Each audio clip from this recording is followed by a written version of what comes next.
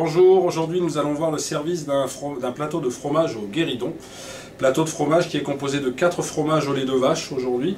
Un maroilles qui vient du nord, Thiérache, un cantal qui vient d'Auvergne, un chaours qui vient de Champagne et une fourme d'Ambert qui vient d'Auvergne. Pâte persillée, pâte molle à croûte lavée, pâte pressée non cuite, pâte molle à croûte fleurie.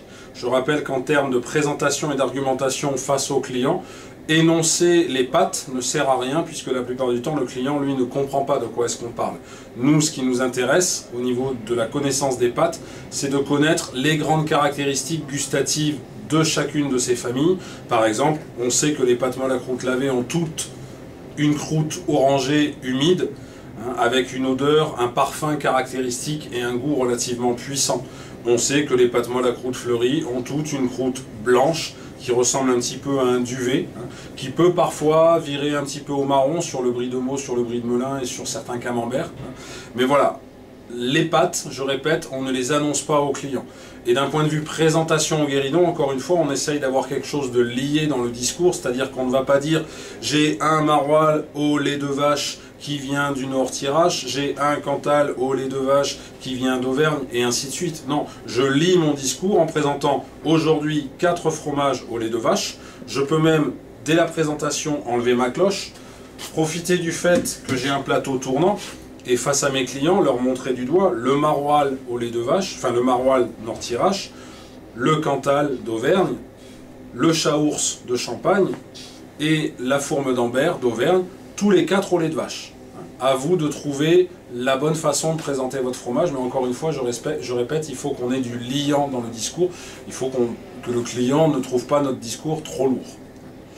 Présentation du poste de travail toujours à l'identique par rapport à la fois précédente, à l'autre plateau de fromage. On a toujours 5 grands couteaux, un couteau par type de pâte et le 5e qui va me servir à maintenir la portion que je vais découper pour la servir dans l'assiette, et une pince à entremets qui va me servir à proposer mes produits d'accompagnement, aujourd'hui du beurre, mais je rappelle qu'on peut également avoir des fruits secs, parfois des confitures.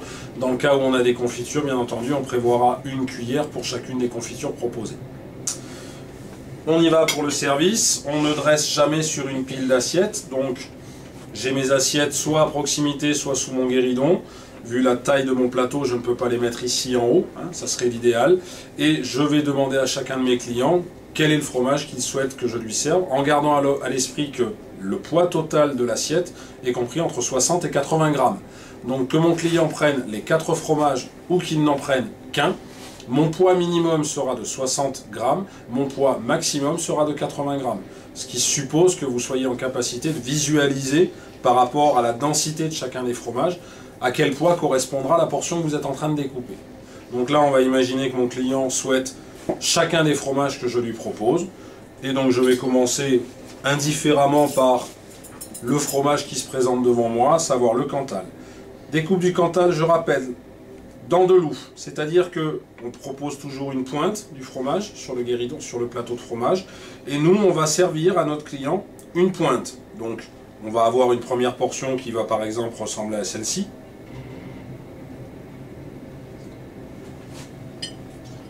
que je vais dresser dans mon assiette. La seconde restera en pointe puisque je découperai ici. Et la troisième, je découperai ici. Et la quatrième, je découperai ici. La 5e, je réduirai l'ouverture de mon angle, de façon à respecter toujours mon poids servi.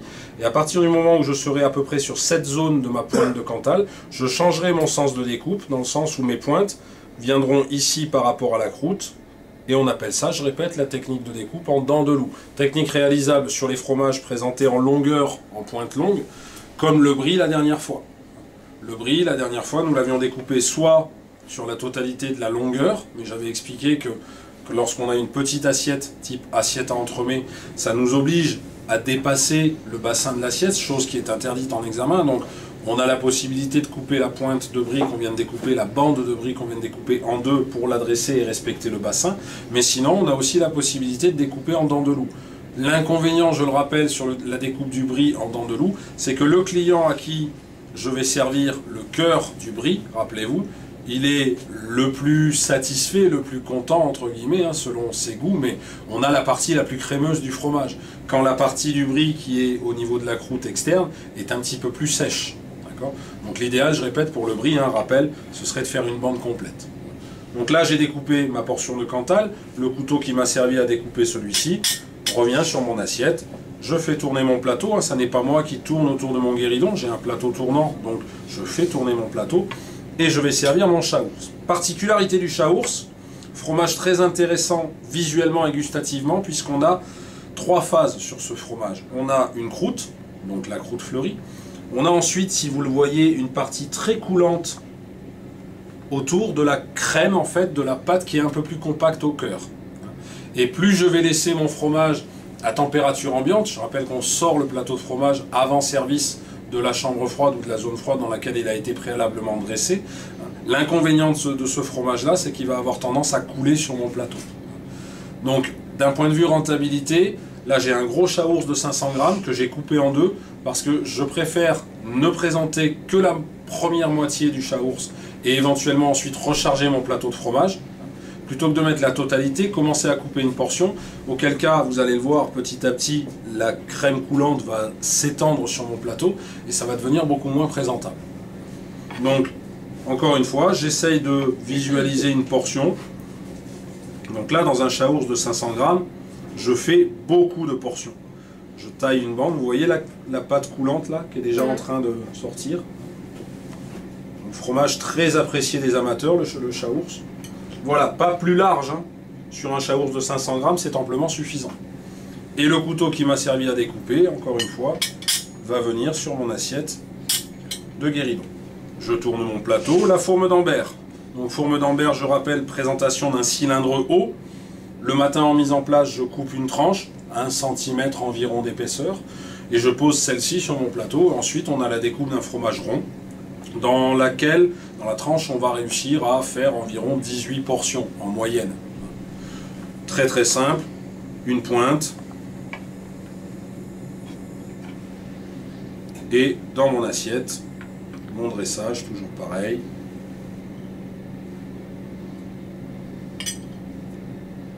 J'essaye de faire quelque chose d'esthétiquement intéressant. Je pose mon couteau. Et il me reste le maroilles. Alors aujourd'hui, le maroilles, c'était un gros maroilles, différents formats de maroilles, comme sur le pont Lévesque par exemple. On a le petit, le moyen et le gros maroilles. Là, c'était un gros maroilles de 500 grammes. Pour, encore une fois, un souci de rentabilité, sur le plateau, nous n'avons présenté qu'un quart de maroilles. Et dans la mesure où on a un fromage qui est présenté sous une forme carrée, je vais proposer à mon client une découpe qui va lui proposer un carré. Mais pour que mon carré soit toujours, pour que la portion soit toujours à peu près équivalente d'un client à l'autre, je ne vais pas découper toutes les portions comme ceci à la suite.